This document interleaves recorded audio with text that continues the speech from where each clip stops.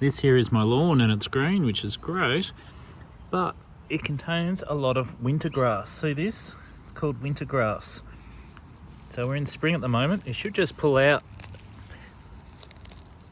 fairly easily like that.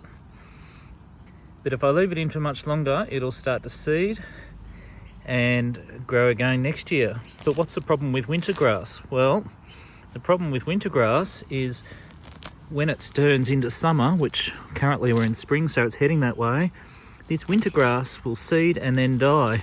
And what it will do, it'll leave holes in the grass. So come summertime, when the grass doesn't really grow much, the real grass, which is this Sir Walter that we've got, will just be not in the spots where the winter grass is. So just before you mow the lawn, before it goes to seed, pull as much out as you can, and then mow it with the lawnmower. Just pick it up and you can put it in the compost because it hasn't seeded yet. But if you leave it too late, it will.